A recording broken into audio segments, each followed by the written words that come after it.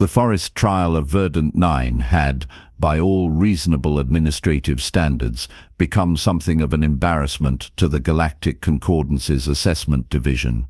Not because the trial itself was flawed. The planet had been selected with meticulous care, its biosphere catalogued down to the microbial level, its challenge rating calibrated to test adaptability without presenting genuine mortal danger to reasonably cautious participants. The embarrassment stemmed from the fact that approximately 73% of species delegates failed to complete the 60-day assessment period, and the remaining 27% who did complete it generally emerged looking like they'd spent 2 months being personally victimized by vegetation.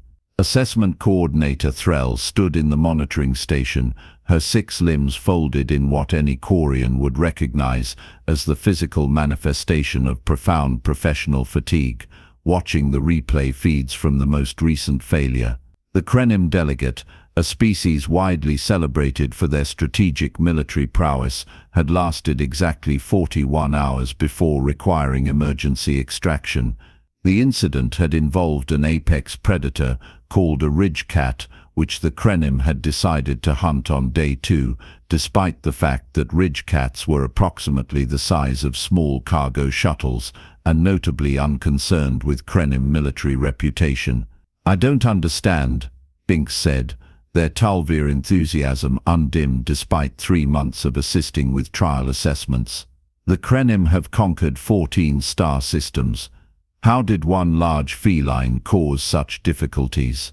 Threll manipulated the holographic display with 2 of her upper limbs, while the lower ones retrieved her ceremonial tea, ceremonial because she'd declared it necessary for surviving administrative work, not because of any actual Quarian tradition. The Krenim conquered 14 star systems using spacecraft, advanced weaponry, and numerical superiority, none of which are provided in the trial equipment manifest. She took a contemplative sip. "Also, one large feline is doing considerable descriptive work in that sentence. The ridge cat in question massed approximately 400 kilograms and had evolved specifically to hunt tree-dwelling prey by climbing. So the Krenim delegate climbed a tree, and the ridge cat climbed after them." Yes, Threll switched feeds. "Here we have the Solvathi delegate, who refused to consume anything not produced in sterile replication facilities and spent 51 days slowly starving while sitting 3 meters away from 17 varieties of edible fungus." Binks's chromatic patches flickered through confused colors. "But the Solvathi are renowned scientists. Surely they could test the local food for toxicity." "They could. They didn't. Spiritual concerns about purity." Threll moved to the next file. "The Yenthri, who built a fortress. That seems practical. It was 12 meters tall, constructed from logs they'd somehow dragged into position, and collapsed during the first significant rainfall because they'd ignored drainage patterns and soil composition. The replay showed an impressive structure that looked like it had been designed by someone who'd read about fortifications in historical texts, but had never actually considered why they worked. The subsequent collapse had been spectacular enough that Threll had saved it in a separate file labeled Training Examples. "So what you're saying," Binks said slowly, "is that most species approach the trial by trying to dominate the environment, or endure it through sheer stubbornness, or ignore it in favor of ideological purity, or assume their home world expertise transfers directly to a completely different ecosystem." Threll pulled up the statistics. "We've had delegates try to terraform sections of forest, fight herbivores that weren't threatening them, refuse to take shelter during electrical storms on principle, and in one notable case, attempt to negotiate a treaty with a tree. What's wrong with trying to negotiate? The tree was not sentient, Binks." Threll closed the previous files and opened a new one. "Which brings us to our current participant. Human delegate Marcus Webb. Species classification, recently contacted, Preliminary Assessment Tier 3, notable for unusual statistical distribution of traits rather than specialized excellence in any particular area. The file was indeed unremarkable. Marcus Webb, age 37, standard years, profession listed as landscape architecture, which appeared to involve designing aesthetically pleasing outdoor spaces on Earth. Recreational experience in something called backpacking. No military service, no survival specialist credentials, no particular physical enhancements or genetic modifications. His psychological profile suggested he was agreeable, moderately conscientious, and had once described his ideal vacation as somewhere without meetings. He seems pleasant, Binks offered. Pleasant doesn't typically correlate with trial success. Threll began the standard monitoring protocols. But he's here, he's registered, and regulations require we proceed. Initiate insertion sequence. They watched as Marcus Webb materialized at the forest's edge, standard equipment pack materializing beside him. Human standard issue, which meant the pack was probably heavier than necessary, because humans had never met a problem they didn't think could be solved by bringing more equipment. The pack contained a basic shelter tarp, water purification tablets, a multi-tool that was essentially a collection of primitive implements attached to a handle, an emergency beacon, and nutrient bars sufficient for 3 days. Marcus looked around, turned in a slow circle to observe his surroundings, and then did something unexpected. He sat down for 6 hours. "Is he broken?" Binks asked eventually. Threll magnified the feed. Marcus wasn't frozen or catatonic, he was watching. His eyes tracked animal movement through the canopy. He observed the light patterns as Verdant-9's sun moved across the sky. He occasionally made small marks in the dirt with a stick, not writing, but simple diagrams of what he was seeing.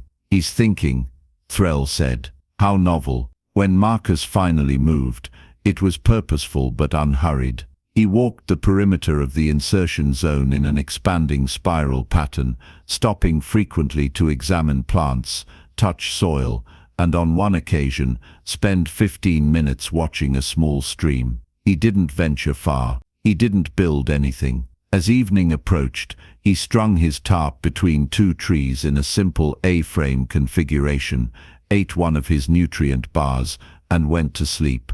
Day 2 followed the same pattern. Marcus walked, observed, occasionally tasted tiny portions of plant material, and then waited to see if anything unpleasant happened. He was methodical about it, trying each new substance in small quantities, waiting several hours, documenting his observations in the dirt since he hadn't brought paper. "This is extraordinarily boring," Binks announced on day 3. "This is extraordinarily competent," Threll corrected. "He's creating a mental catalogue of resources. Look, he's identified the stream sources. He's mapping edible vegetation.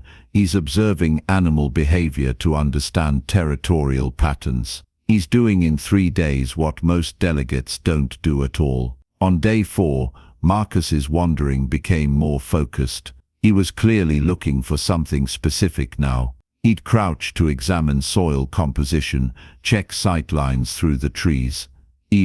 And Threll found this particularly telling.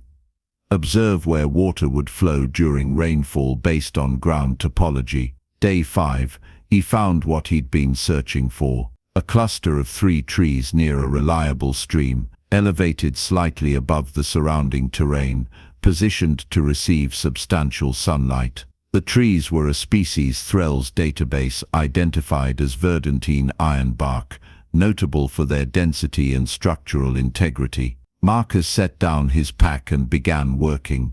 Not on a shelter, on a fire pit. He gathered stones from the stream bed, selecting them carefully for size and shape, and arranged them in a circular configuration. He cleared the ground around it down to bare soil. He collected deadfall wood and sorted it by size. Then he built a small fire using friction methods. Apparently humans still learn such things recreationally, and sat beside it, looking satisfied. "That's his priority?" Binks asked. "Aesthetic fire arrangement. That's infrastructure," Threll said. "He's establishing a permanent base location. The fire pit isn't decorative, it's a controlled, safe heat source for cooking, water purification, and warmth. He's placed it deliberately in terms of smoke dispersion and safety distance from his trees." Over the next 2 days, Marcus continued establishing what could only be called infrastructure. He created a food processing area. He dug a narrow trench uphill from his location for drainage. He established a waste disposal site, carefully positioned downstream and away from his water source. These were mundane details, the kind of thing most delegates never considered, too busy attempting to hunt dangerous animals or build elaborate fortresses.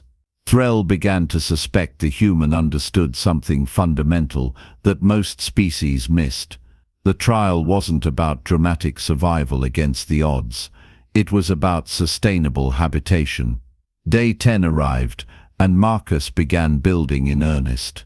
Using his multi-tool and harvested vines, which he'd tested extensively for tensile strength, he started constructing platforms between his 3 ironbark trees. Threll increased monitoring detail, genuinely curious now. The human wasn't simply lashing branches together, he was engineering. Each platform connection was tested before bearing weight. Load distribution was clearly considered. Marcus placed supports at stress points, used living branches as part of the structure where possible, and created triangulated connections that would distribute forces across multiple anchor points. The work was slow and methodical. He'd spend an hour on a single connection, testing it, adjusting it, reinforcing it. "Why 3 platforms?" Binks asked, now actually invested in Marcus's progress. Threll watched as the structure took shape. Different functions, different heights. The lower platform is for storage and food preparation, easy access from ground level. The middle platform is for sleeping, elevated above ground-based creatures and potential flooding. The upper platform provides observation access and better air circulation. The construction process took 8 days. Marcus worked steadily, seemingly unconcerned with the passage of time. When something didn't work, a connection proved unstable, a platform sagged under test weight, he simply modified the design. There was no frustration visible, no sense of failure, just continuous iteration toward improvement. What fascinated Threll most was watching Marcus work with failure. The Krenim delegate had viewed the Ridge-Cat encounter as a defeat, requiring immediate abandonment. The Yenthri had seen their fortress collapse as a catastrophic invalidation of their approach. Marcus treated each design problem as information, nothing more. The connection failed. Interesting. That approach doesn't work. Try something else. Human engineering, Threll noted in her log, appeared to have a remarkably comfortable relationship with iteration. By day 18, Marcus had a functional 3-level treehouse complex. He'd created weatherproofing using large leaves, layered like shingles over a framework, each layer overlapping the one below to shed water. The design incorporated living branches where possible, working with the tree's natural growth patterns rather than fighting them. The whole structure swayed gently with the wind, flexing rather than resisting. "Does this exceed trial parameters?" Binks asked. "It seems rather elaborate." Threll checked the regulations. The trial measures survival capability and environmental adaptation. It doesn't specify minimalism. If anything, Marcus is demonstrating both qualities in unusual abundance. He's not just surviving, he's thriving. The human continued improving his base. He created a rain collection system using woven plant fiber positioned to funnel water into hollowed log containers. He built a smoking rack for food preservation. He established organized storage areas with different zones for different resource types. None of these were necessary for completing a 60-day trial, but they revealed a mentality oriented towards sustainable living rather than desperate endurance. Day 25 brought the unexpected development. Marcus expanded his food preparation area significantly and began cooking portions well beyond his personal caloric needs. Over the previous weeks, he'd developed what could only be called recipes, combinations of foraged ingredients prepared in specific ways. Tubers roasted with aromatic herbs. Fungi sautéed in rendered fat from a small animal he'd trapped. He'd even created a fermented beverage from local fruit, which he'd been monitoring in sealed containers for 2 weeks. Threll and Binks watched as Marcus prepared enough food for 6 individuals, arranged it carefully on wooden platforms he'd carved for the purpose, and then did something that triggered every alert in the monitoring station. He activated his emergency beacon. Extraction request.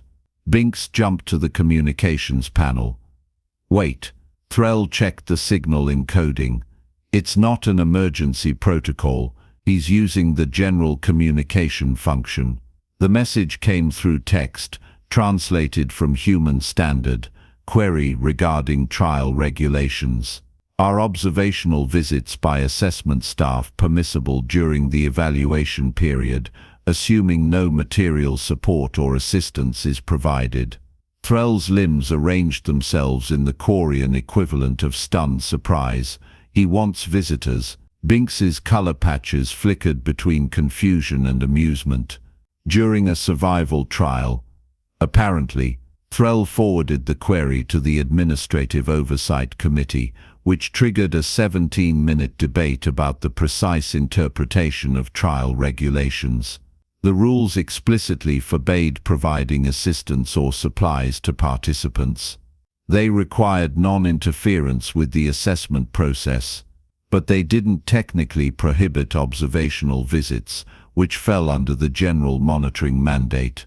The committee eventually ruled that visits for observational purposes, involving no material exchange, were permissible. Threll sent the confirmation, curious what had prompted such an unusual request. Marcus's response arrived within minutes. Excellent. I'd like to extend a dinner invitation to the assessment team for day 30, sunset timing.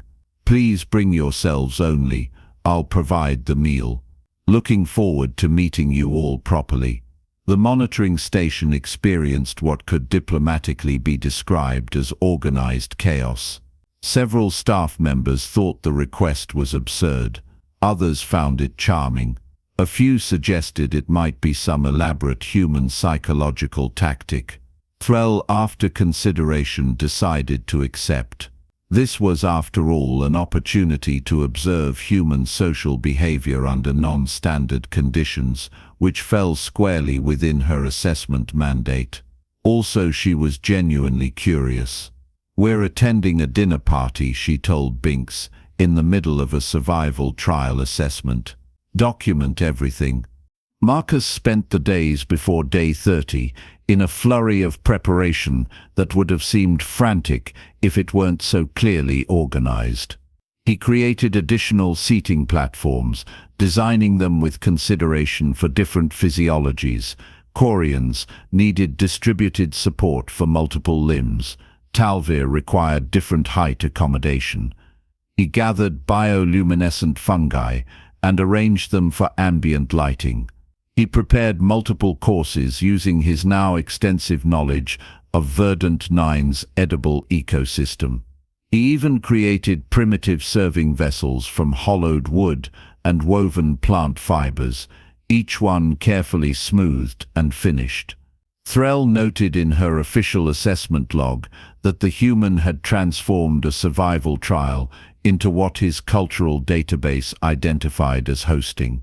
The competence displayed in his preparation, researching his guests' dietary requirements, creating appropriate accommodations for different body configurations, demonstrated observational skills and adaptability that exceeded most previous participants by considerable margins. Day 30 arrived with Verdant-9's characteristic golden sunset. Threll, Binks, and 3 other observers transported to the forest edge and walked to Marcus's treehouse complex, following the trail he'd helpfully marked with small stone cairns. They arrived to find an environment utterly transformed from standard survival conditions. Marcus had created an outdoor dining area on his largest platform, approximately 6 meters above ground level. Bioluminescent fungi provided soft lighting. Seating had been arranged with clear consideration for different species' comfort, raised sections for Corians, lower cushioned areas for Talvir, appropriate back support for species with different spinal configurations. The smell of cooking food drifted through the air, complex and genuinely appealing. Marcus himself stood near what could only be called a serving station, looking exactly like someone hosting a casual dinner rather than someone in the middle of a survival assessment. He'd even managed to clean his clothing somehow and had attempted to organize his hair, though human hair appeared to have strong opinions about organization. Coordinator Threll, Assistant Binks, everyone, thank you for coming. Marcus gestured to the seating areas. Please make yourselves comfortable. I wasn't sure about specific dietary restrictions beyond what I could find in the cultural database, so I prepared several options. The meal itself was remarkable. Multiple courses, each featuring entirely foraged local ingredients. The tubers had been prepared 3 different ways, each highlighting different flavors. The fungi were presented with complementary herbs. There were fresh greens, roasted seeds, even a delicate broth that Marcus explained had taken 2 days to prepare properly. The fermented fruit beverage turned out to be genuinely pleasant, mildly alcoholic but balanced, served alongside fresh spring water in carved wooden cups. But more significant than the food was Marcus's demeanor. He hosted with complete comfort and grace, asking questions about his guests' experiences, sharing observations about the forest ecosystem, discussing the properties of various plants he'd identified. He treated the entire event as a normal social gathering, as though hosting dinner parties in treehouses during survival trials was perfectly ordinary human behavior. This is exceptional, Threll said, meaning both the food and the situation. You've clearly invested considerable time in understanding the local edible ecosystem. It seemed practical, Marcus said, refilling her cup with water. I recognized early on that the forest provided everything needed not just for survival, but for comfortable living, assuming you invested time in understanding it rather than fighting it. He gestured to the treehouse structure around them. Building this wasn't desperation, it was efficiency. Why sleep on the ground when elevated platforms offer better temperature regulation, protection from ground-based creatures, and superior drainage during rainfall? And the dinner party? Binks asked, clearly enjoying both the food and the novelty. Marcus smiled. Partially pragmatic. I'd developed these recipes and wanted feedback from people who might actually tell me if something tasted terrible. Partially social. Humans don't generally thrive in extended isolation. We're social creatures.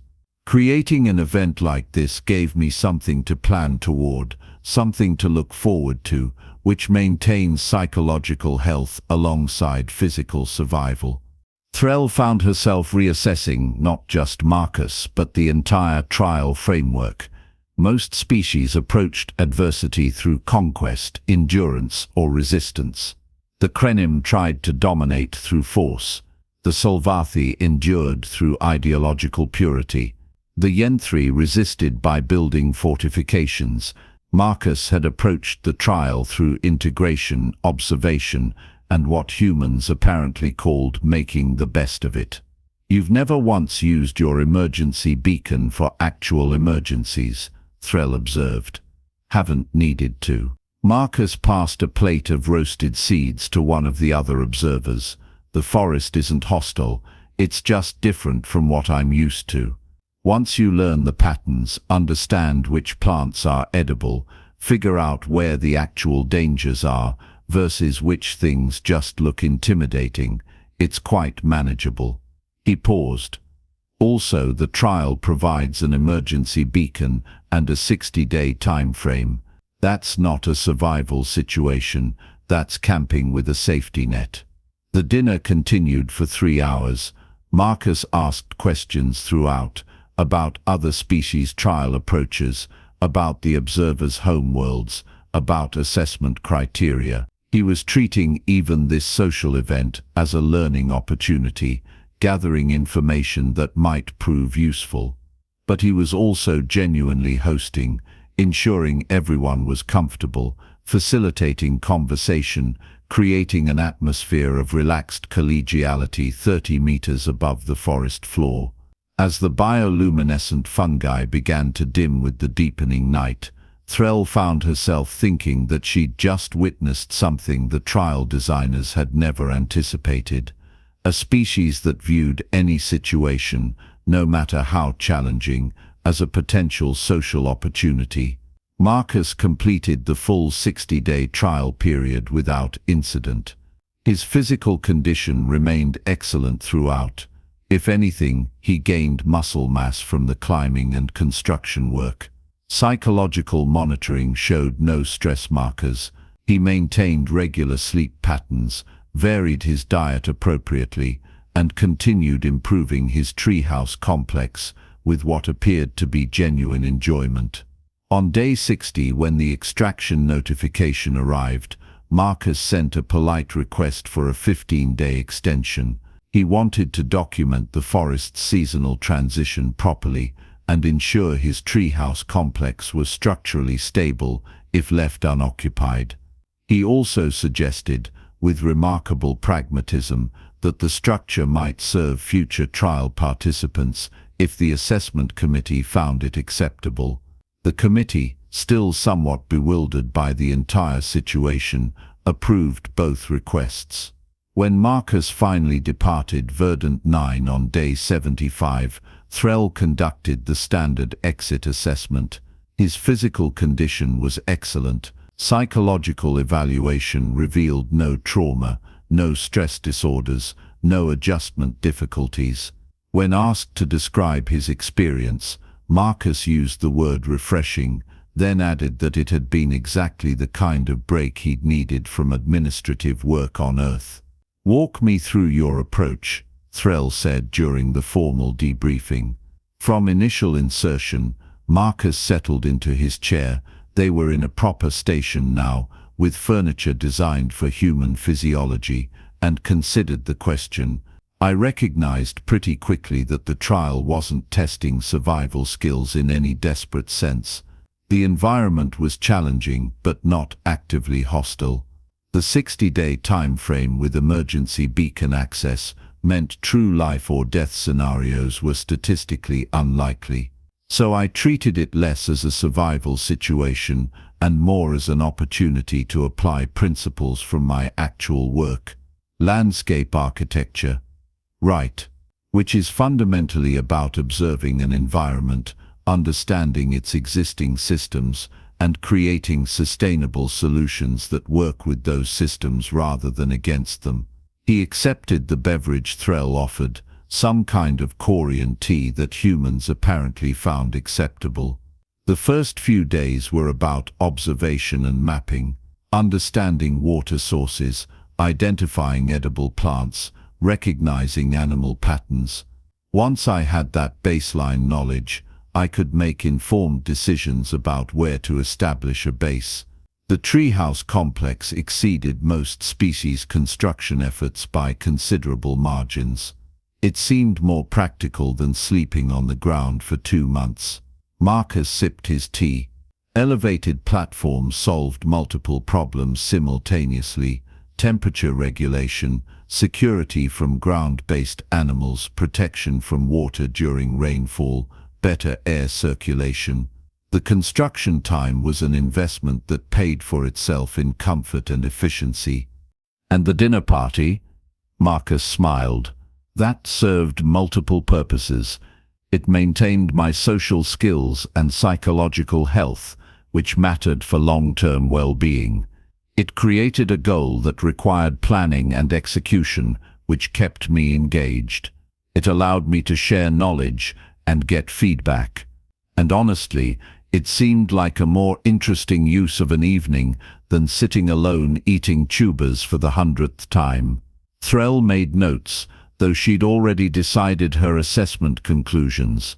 Most species that succeed in the trial describe it as enduring a hardship. You appear to have found it enjoyable. I did, Marcus said simply. It was challenging in good ways. Problem-solving, learning a new environment, working with my hands. The solitude was nice for a while, though I was definitely ready for conversation by the time I invited you all to dinner. He paused. Is that unusual? Profoundly. Threll's final assessment report became something of a sensation within concordance evaluation circles. Copies were distributed to assessment coordinators across multiple sectors, discussed in training seminars, and cited in debates about trial methodology. Her core conclusion was straightforward, but had implications that rippled through established evaluation frameworks. Marcus Webb had succeeded not through superior physical capabilities, technological innovation, or strategic brilliance.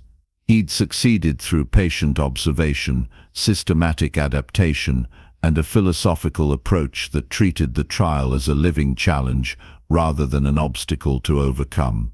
His success wasn't exceptional in any single dimension.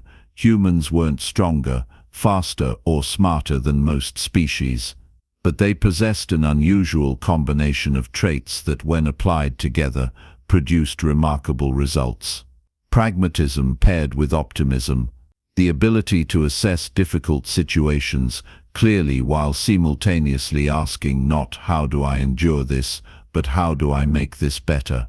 A comfort with iteration and failure as information rather than defeat. A tendency to maintain social behaviors and quality of life considerations, even in challenging circumstances. An apparent instinct to improve conditions, not just for themselves but for whoever might come next.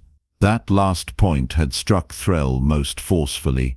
On his final day on Verdant-9, surveillance footage showed Marcus carefully banking his fire, securing his storage areas against weather, and leaving a written guide to the treehouse complex's features for potential future occupants. Before departing, he'd planted several of the edible tubers near the base of his treehouse in organized rows, a garden for whoever might arrive next. Threll watched that footage multiple times, finding it oddly moving. Most species approach challenges asking how to survive them. Humans apparently asked how to survive them comfortably, ideally with other people around, and could they maybe leave things a bit better than they found them. The Forest Trial of Verdant-9 continued operating after Marcus's departure. Future participants would find a sturdy treehouse complex in the forest's eastern section, accompanied by a detailed guide explaining which plants were edible, where to find reliable water, and how to maintain the structure. Several species used it. A few even hosted their own dinner parties. But Threll always remembered the human who'd passed a survival test by refusing to treat it as mere survival, who'd responded to isolation by creating community, and who demonstrated that the most sophisticated adaptation wasn't domination or endurance, but rather the simple act of making a difficult situation comfortable enough to invite people over for dinner. The assessment report's final line, which Threll had debated including but ultimately kept, read recommended survival strategy when dealing with humans, accept dinner invitations. They're probably better at this than you are.